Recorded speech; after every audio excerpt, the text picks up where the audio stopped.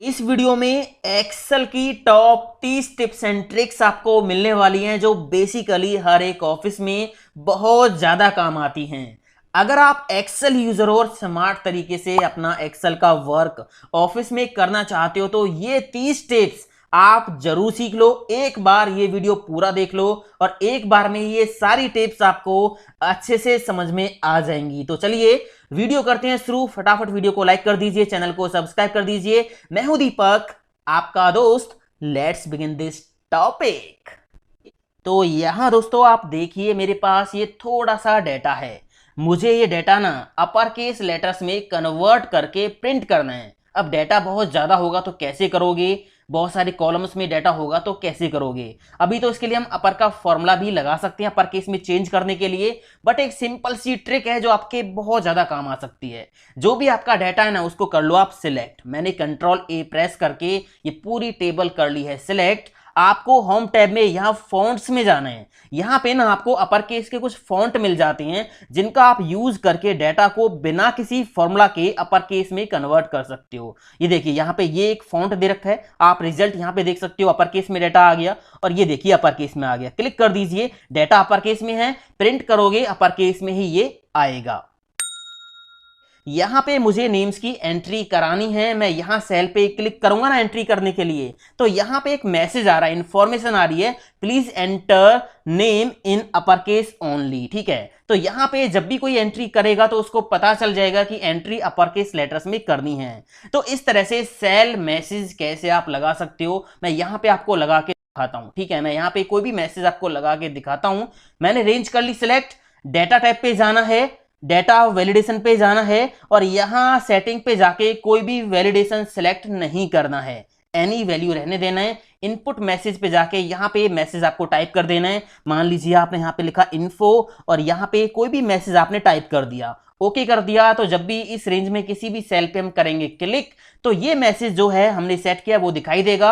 अगर आपको ये हटाना है तो आप सिलेक्ट करके डेटा पे जाओगे, डेटा वैलिडेशन पे जाओगे, क्लियर ऑल करके ओके कर देना, तो यहां से वो मैसेज सेल मैसेज डिलीट हो जाएगा। अगर हमें यहाँ पे सेल सिलेक्ट करके इसके बीच में कुछ लिखना है तो इसके लिए हम सेल्स को मर्ज करेंगे, फिर सेंटर करेंगे, मतलब मर्ज एंड सेंटर करके यहाँ पे कुछ भी हम सेंटर में लिखेंगे। बट बिना मर्ज किए भी, बिना सेल्स को मर्ज किए भी डेटा हम सेंटर में कर सकते हैं। कैसे, देखिए आपको यहाँ पे बीच में कुछ लिखना है बट सेल मर्ज नहीं करने हैं, तो सिलेक्शन हम कर लेंगे। इसके बाद यहाँ पे पहले कुछ लिख लीजिए। मैंने यहाँ पे मान लीजिए स्टूडेंट रिकॉर्ड लिख दिया, शॉर्ट में लिख दिया SR स्टूडेंट रिकॉर्ड। अब मैंने इस रेंज को कर लिया सिलेक्ट, ये SR मेरे को सेंटर में चाहिए बिना मर्ज किए, तो सेल कर लिए सिलेक्ट, राइट क्लिक करेंगे और जाएंगे फॉर्मेट सेल पे। यहाँ पे अलाइनमेंट टैब पे हम जाएंगे और यहाँ हॉरिजॉन्टल वाली ड्रॉप डाउन से हम ऑप्शन सेलेक्ट कर लेंगे सेंटर अक्रॉस सिलेक्शन, कि जो भी सिलेक्शन हमने कर रखा है उसके बीच में जो है टेक्स्ट आ जाए, तो बस ओके कर देंगे, हमारा काम हो जाएगा। यहाँ पे देखिए जो SR था वो सेंटर में आ गया जो भी हमने सिलेक्शन किया था, बट यहाँ पे सेल मर्ज नहीं है। अब इस चीज की बहुत जरूरत हमें पड़ जाती है जब हम फॉर्मुलेज लगाते हैं, क्योंकि अगर फॉर्मुलेज में हम कोई रेंज देते हैं ना तो वहां पे बीच में मर्ज सेल एक्सेप्ट नहीं करता है फॉर्मूला। तो उस केस में अगर आपको ये प्रॉब्लम फेस करनी पड़ रही है तो बिना सेल को मर्ज किए भी आप ये काम कर सकते हो। यहां पे ना ये कुछ एम्प्लॉय के नेम लिखे हुए हैं। अब होगा क्या, जैसे ही मैं किसी नेम पे कर्सर लेके जाऊंगा तो उसकी पिक्चर साइड में अपने आप दिखाई दे जाएगी। कर्सर मैं यहां से हटाऊंगा तो पिक्चर हाइड हो जाएगी। तो ये बहुत काम की ट्रिक है, बहुत काम आती है एक्सेल में। अभी मैंने नेम पे कर्सर लाने पे एम्प्लॉय की फोटो दिखाई है। मान लीजिए एम्प्लॉय आईडी पे आपको एम्प्लॉय की फोटो दिखानी है, या फिर यहाँ पे साइड में आधार कार्ड के नंबर्स लिखे हुए हैं, आप किसी भी आधार कार्ड के नंबर पे कर्सर लेके जाओ तो उसका पूरा आधार कार्ड दिखाई दे जाए।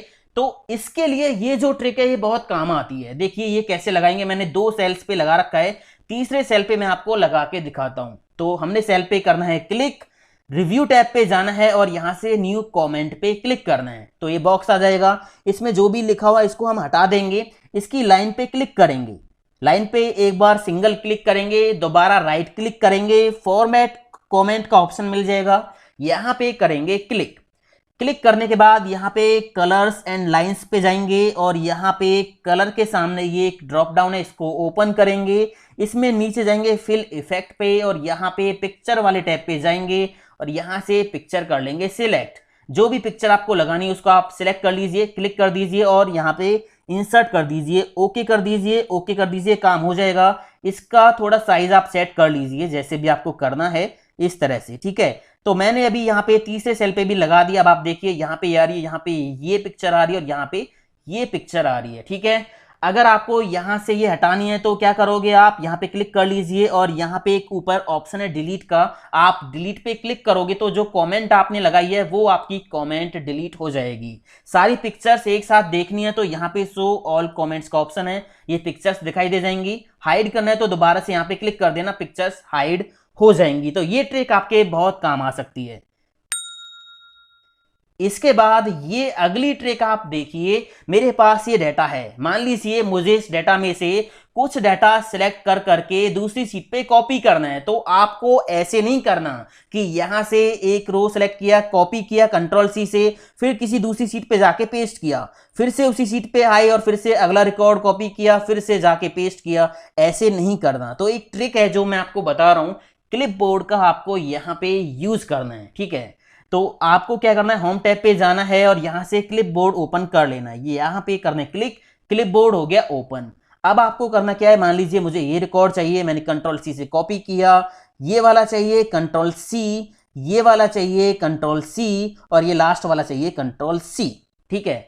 तो बस आपको अपनी सीट पे जाना है जहां पे भी डेटा आपको पेस्ट करना है। आप नई वर्कशीट में भी जा सकते हो, नई वर्कबुक में भी जा सकते हो, आपको एक क्लिपबोर्ड ओपन मिलेगा। आपको जहां भी डेटा पेस्ट करना है क्लिक कर दीजिए और यहाँ पे पेस्ट ऑल का ऑप्शन है। ये देखिए जो जो डेटा आपने कॉपी किया था वो पूरा डेटा यहाँ पे आ गया है। तो इस तरह से क्लिपबोर्ड की ट्रिक का आप यूज कर सकते हो। यहाँ पे मेरे पास ये बहुत सारा डेटा है। अब देखिए डेटा अगर मैं स्क्रॉल करता हूं तो हेडिंग ऊपर दिखाई नहीं दे रही।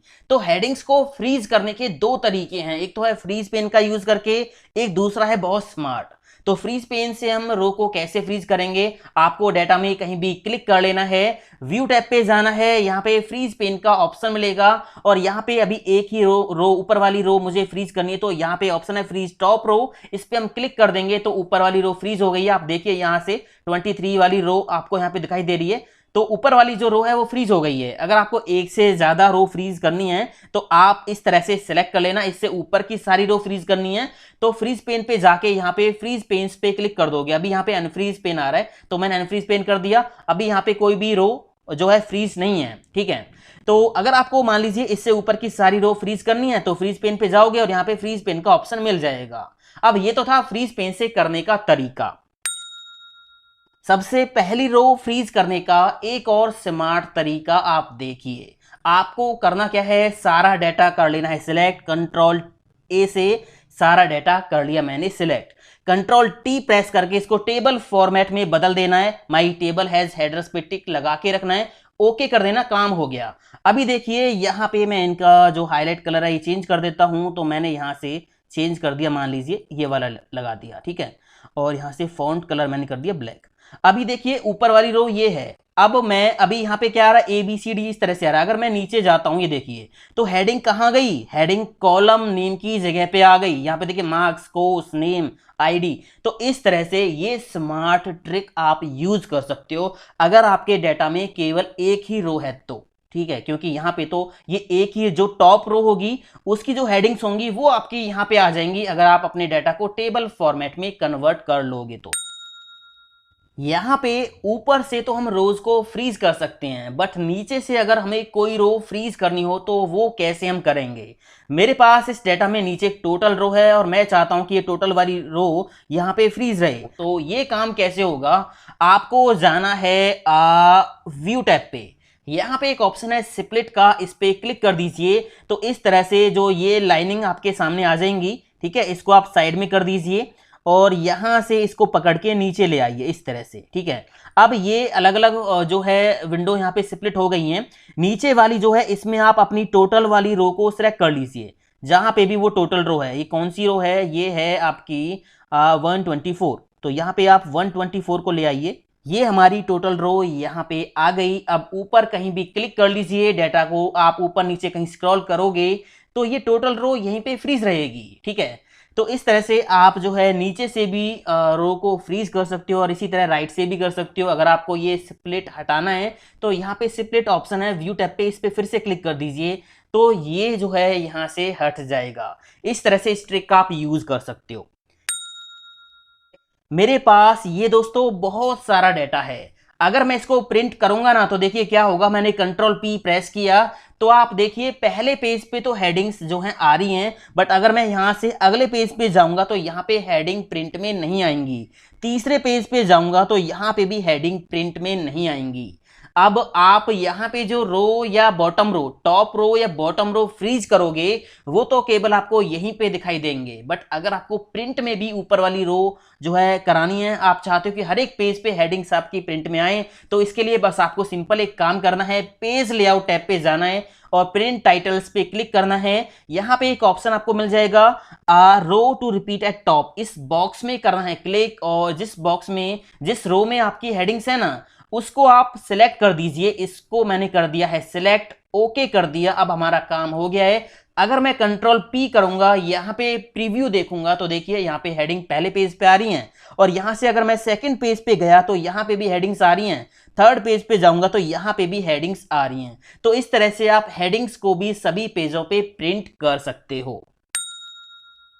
अगर हमें एक्सेल में केवल सिलेक्ट किए हुए डाटा को ही प्रिंट करना हो तो ये काम कैसे होगा आप देखिए। मैंने डाटा कर लिया है सिलेक्ट, मुझे केवल ये डाटा प्रिंट करना है। तो पेज लेआउट टैब पे जाएंगे, यहाँ पे प्रिंट एरिया का ऑप्शन मिल जाएगा, सेट प्रिंट एरिया कर देंगे और अब आप देखिए कंट्रोल पी करके तो यहाँ पे केवल वही डाटा प्रिंट में आएगा जो डाटा आपने सिलेक्ट किया है। ये हटाने के लिए आपको करना क्या होगा, प्रिंट एरिया पे जाइए, क्लियर प्रिंट एरिया कर दीजिए तो यहां पे अब सारी सीट आपकी होगी प्रिंट। एक्सेल में डाटा हाइड कैसे होता है? बहुत सारे लोग क्या करते हैं, डाटा को करते हैं सिलेक्ट और यहां से कलर कर देते हैं व्हाइट, मतलब डाटा हाइड हो गया। ठीक है, ये सही तरीका नहीं है डाटा हाइड करने का। आपको एक काम करना है, जो भी डाटा हाइड करना है उसको कर लेना है सिलेक्ट, कंट्रोल 1 प्रेस करना कीबोर्ड से या फिर राइट क्लिक करके फॉर्मेट सेल पे जाना है, यहाँ पे कस्टम पे जाना है और यहाँ जनरल को हटा के 3 बार सेमी कॉलन लगा देना है तो आपका काम हो जाएगा। 3 बार सेमी कॉलन लगा दीजिए, ओके कर दीजिए तो जो भी रेंज आपने सिलेक्ट किया है वहां पे डाटा दिखाई नहीं देगा।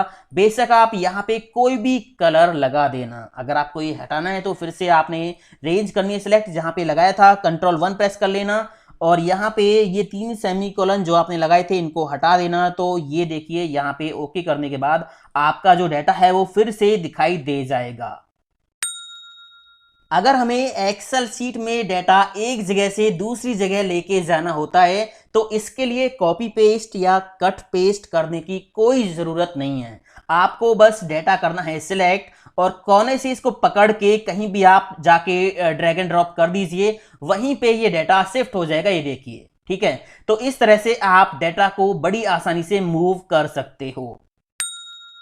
यहाँ पे ये जो डाटा है ये इस तरह से लिखा हुआ है, कॉलम में एम्प्लॉय आईडी है और कॉलम में इस तरह से नेम्स लिखे हुए हैं। अगर मुझे इस डाटा को कन्वर्ट करना है, मतलब इसका ट्रांसपोज करना है कि एम्प्लॉय आईडी ऐसे की जगह पे ऐसे आ जाएं और नेम उसके नीचे इस तरह से आ जाएं, तो इसका हम आसानी से ट्रांसपोज कर सकते हैं। कैसे? बस डाटा को करना है कॉपी, कंट्रोल-C और जहां पे भी आपको रिजल्ट चाहिए वहां पे क्लिक कर लीजिए, राइट क्लिक, पेस्ट स्पेशल और यहां पे ट्रांसपोज का ऑप्शन मिल जाएगा, टिक कर दीजिए, ओके कर दीजिए। तो देखिए यहां पे जो डाटा है ये कॉलम की जगह इस तरह से रो में चला गया है।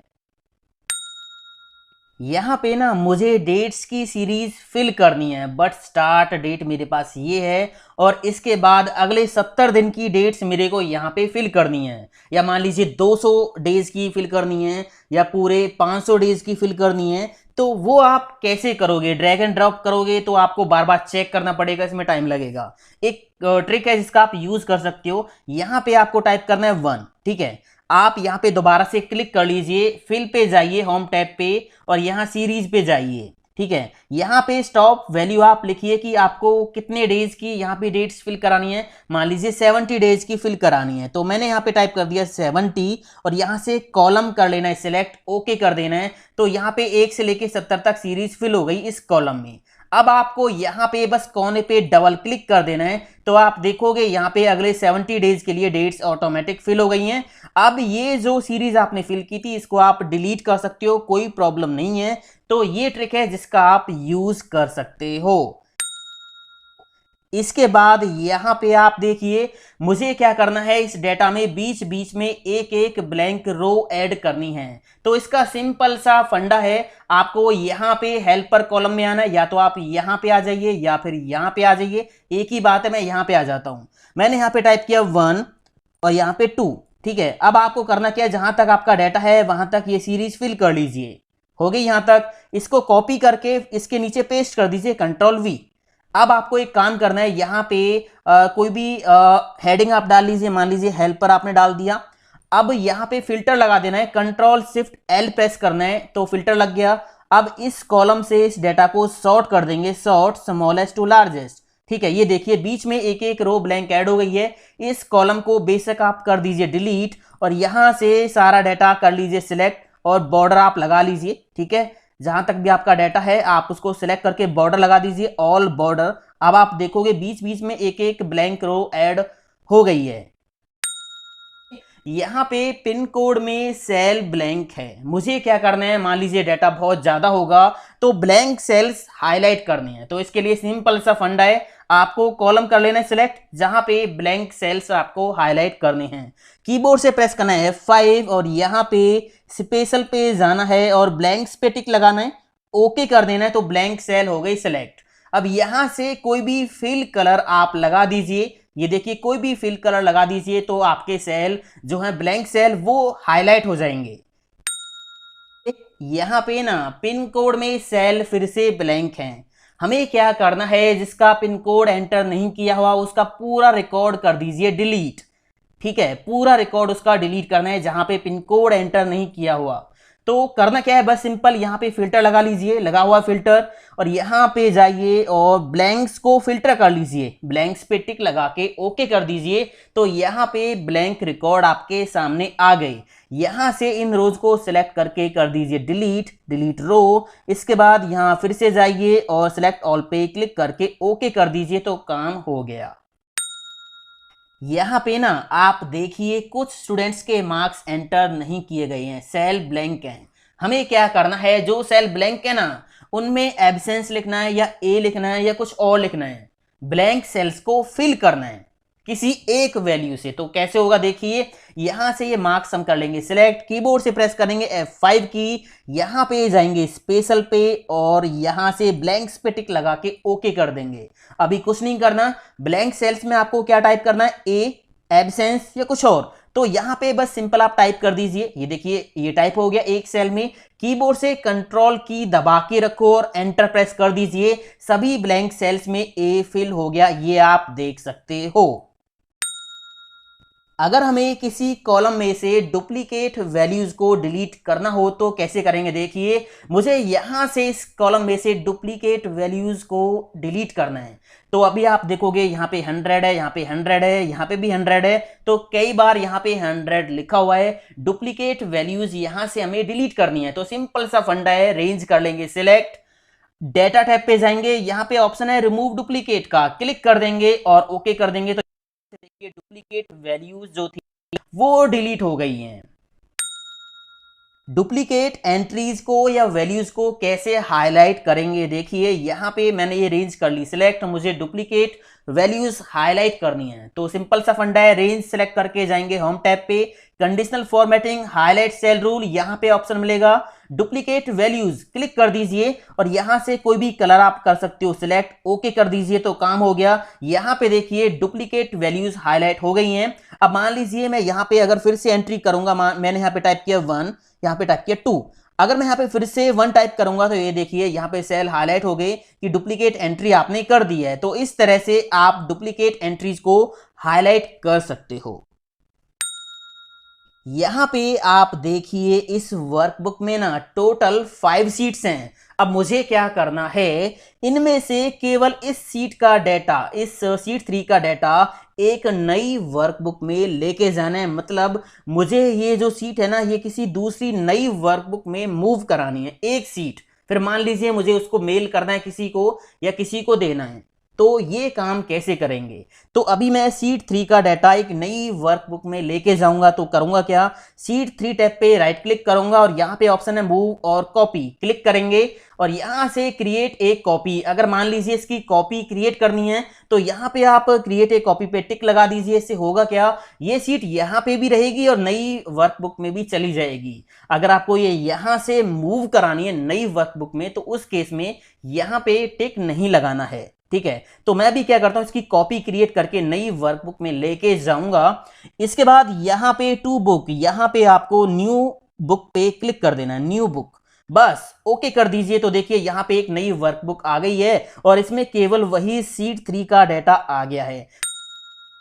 बहुत सारी सीट्स यानी बल्क सीट्स एक्सेल में कैसे हम एक क्लिक में इंसर्ट कर सकते हैं, देखिए यहां पे मैंने मंथ्स के नेम लिखे हैं। मुझे इन नेम से यहां पे सीट्स इंसर्ट करानी है एक क्लिक में। देखिए करेंगे क्या, आपको करना क्या है, जिन नेम से सीट्स यहां पे इंसर्ट करानी है ना, वो नेम यहां पे टाइप कर लो, एक लिस्ट बना लो। मैंने बना ली, एक हेडर आपको डाल लेना है। आपको ये डाटा करना है सिलेक्ट और इंसर्ट टैब पे पिवट टेबल पे जाके पिवट टेबल में इसको कन्वर्ट कर देना है। एग्जिस्टिंग सीट पे पिवट टेबल बना दीजिए, यहाँ पे ओके कर दीजिए। इसके बाद यहाँ पे जो ये हेडर होगा मंथ्स यहाँ पे दिखाई देगा आपको, इसको पकड़ के रिपोर्ट फिल्टर में छोड़ दीजिए, बस काम हो जाएगा। इसको बेशक यहाँ से क्लोज कीजिए। यहाँ इस सेल पे क्लिक करना है, पिवट टेबल में आपको ऑप्शन वाले टैब पे जाना है और यहाँ पे ऑप्शंस पे जाके यहाँ पे एक ऑप्शन मिलेगा सो रिपोर्ट फिल्टर पेजेस, आपको यहाँ पे क्लिक करना है। ओके करते ही यहाँ पे एक मैजिक हो गया, देखिए बहुत सारी सीट्स इंसर्ट हो गई हैं, ये देखिए है ना। जो नेम हमने दिए थे जैन फेब मार्च अप्रैल, उन नेम से यहाँ पे सीट्स इंसर्ट हो गई हैं। बट यहाँ पे सभी सीट्स पे ये जो है लिस्ट मिलेगी आपको यहाँ पे इस तरह से, ठीक है। इसको आप रिमूव करना चाहो तो कर सकते हो। पहली सीट पे क्लिक करो, शिफ्ट दबा के रखो और लास्ट वाली सीट पे क्लिक कर लो और नंबर 1 वाली रो को कर दीजिए डिलीट। यहाँ पे क्लिक करके डिलीट कर देना, तो ये जो रो है वो हो जाएगी डिलीट, ठीक है। अगर आप ये चाहते हो कि आपकी जो सीट्स हैं वर्कबुक में उनको कोई डिलीट ना कर पाए, नेम चेंज ना कर पाए, नई सीट ऐड ना कर पाए, तो इसके लिए आप अपनी वर्कबुक को लॉक कर सकते हो। आपको सिंपली जाना होगा रिव्यू टैब पे और यहाँ पे ऑप्शन मिलेगा प्रोटेक्ट वर्कबुक, क्लिक कर दीजिए और यहाँ पे आपको विंडो एंड स्ट्रक्चर पे दोनों पे टिक लगा के पासवर्ड डाल देना है। तो इससे क्या होगा, आपकी जो वर्कबुक है वो लॉक हो जाएगी। यहाँ पे ना तो नई सीट ऐड होगी, ना यहाँ से कोई सीट डिलीट होगी, ना किसी का नेम चेंज होगा, ना कोई सीट यहाँ से मूव एंड कॉपी होगी। मतलब ये सारे ऑप्शन यहाँ पे जो है लॉक हो जाएंगे।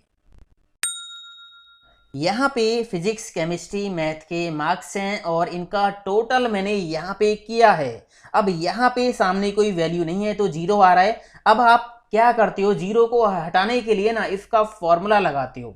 एक सिंपल सी ट्रिक है जिससे आप 0 को हाइड कर सकते हो। कैसे, देखिए यहाँ से ये रेंज मैंने की सिलेक्ट, कीबोर्ड से प्रेस करना है Ctrl+1 और यहाँ कस्टम पे जाना है, यहाँ जनरल को हटाना है, यहाँ पे पहले टाइप करना है 0 और इसके बाद 3 बार सेमी कॉलन लगा दीजिए, 0 3 बार सेमी कॉलन, ओके कर दीजिए। यहाँ पे काम हो गया।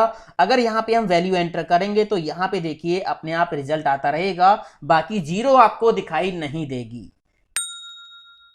इसके बाद यहाँ पे आप देखिए मुझे क्या करना है, कॉलम्स को स्वैप करना है। मैं ये चाहता हूं कि केमिस्ट्री वाला कॉलम मुझे आगे शिफ्ट करना है और ये बाकी इसके पीछे शिफ्ट करने हैं। तो एक सिंपल सा तरीका है, मैं यहां से इस कॉलम को कर लूंगा सिलेक्ट, कीबोर्ड से शिफ्ट की दबा के रखेंगे और इसको कोने से पकड़ के, यहां से पकड़ के इसको आगे पीछे कहीं भी हम ड्रैग एंड ड्रॉप कर सकते हैं। तो मैंने इसको यहां पे रख दिया। आप देखिए केमिस्ट्री का जो कॉलम था वो यहां पे आ गया है और ये बाकी पीछे शिफ्ट हो गई हैं। मान लीजिए मुझे फिजिक्स का आगे रखना है तो मैं कीबोर्ड से क्या करूंगा, शिफ्ट की को दबा के रखूंगा और इसको यहां से पकड़ के आगे शिफ्ट कर दूंगा। तो ये देखिए इस तरह से कॉलम्स को हम आगे पीछे स्वैप कर सकते हैं, मूव करा सकते हैं।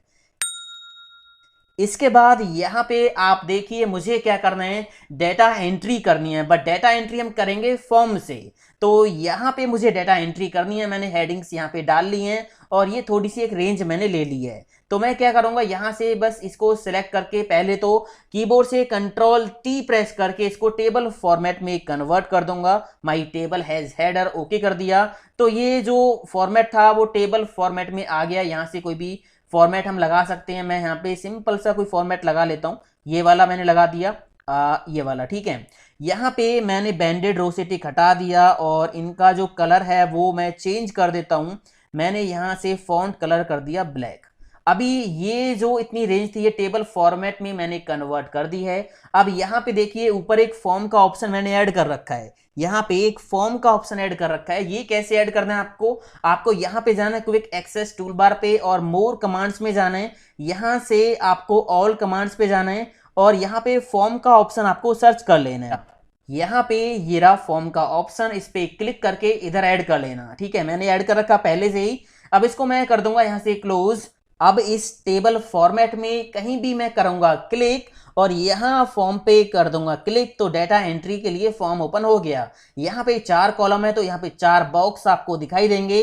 मैंने रोल नंबर डाला 1, टैब की प्रेस करके अगले उसमें आ जाएंगे हम बॉक्स में। फिजिक्स के मार्क्स 23, टैब प्रेस करके 34, टैब प्रेस करके 45 और यहाँ से हम क्या करेंगे, न्यू पे क्लिक करेंगे तो पहला रिकॉर्ड ऐड हो गया। इसी तरह यहाँ पे हम दूसरा रिकॉर्ड ऐड कर सकते हैं, ठीक है। ये देखिए इससे डेटा एंट्री थोड़ी आसान हो जाती है और फिर से न्यू। तो इस तरह से कभी भी आपको ये फॉर्म चाहिए तो इस रेंज के अंदर इस टेबल फॉर्मेट में कहीं भी क्लिक करके यहां फॉर्म पे क्लिक कर देना ऑप्शन पे, तो फॉर्म आपके सामने आ जाएगा। तो इससे आप आसानी से जो है डेटा एंट्री कर सकते हो।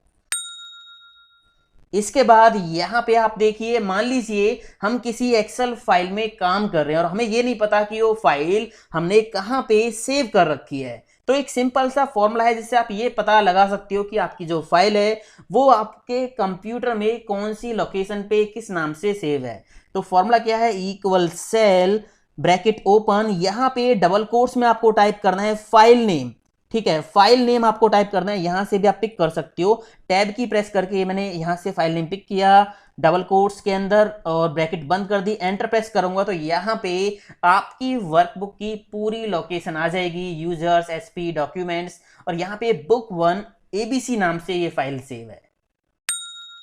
ये है मेरे पास डेटा। अगर इस डेटा में से मैं इन 2 कॉलम्स को हाइड कर देता हूं तो क्या होगा, देखिए मैंने हाइड कर दिए 2 कॉलम। अब मेरे पास ये डेटा है, अगर इस डेटा को मैं सिलेक्ट करके कॉपी करता हूं कंट्रोल सी और किसी दूसरी सीट पे जाके पेस्ट करूंगा कंट्रोल वी, तो देखिए क्या हुआ, सारा डेटा आ गया। जो कॉलम मैंने हाइड किए थे ना वो भी यहाँ पे आ गए। तो यहाँ पे कॉलम हाइड करने का तो कोई फायदा हुआ नहीं, है ना, क्योंकि जो डेटा हमने छुपा रखा है अगर हम कॉपी पेस्ट करेंगे किसी दूसरे बंदे के सामने तो सारा डेटा सामने आ जाएगा। अब ऐसे में सीक्रेट कॉपी आप कैसे करोगे ताकि जो डेटा आपका हाइड है वो विजिबल ना हो, तो आपको करना क्या है, डेटा करना है सिलेक्ट, ठीक है। कीबोर्ड से F5 की प्रेस करनी है और यहां स्पेशल पे जाना है।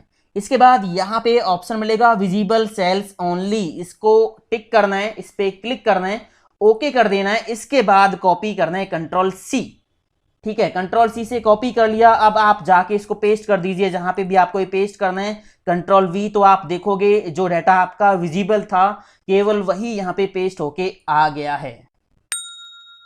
डेटा फिल्टर करना तो एक्सेल में सबको आता होगा, बहुत बेसिक सी चीज है, बट कई बार हमें इस छोटी सी ट्रिक की जरूरत पड़ जाती है जो मैं आपको बता रहा हूं। यहाँ पे मेरे पास ये डाटा है, कोर्सेज की लिस्ट है, बहुत सारा डाटा और यहाँ पे बहुत सारे मान लीजिए कोर्सेज के नेम है, ठीक है। ऐसे में अगर आप यहाँ पे फिल्टर लगा के लिस्ट में से कोई कोर्स सिलेक्ट करोगे तो उसमें टाइम लगेगा।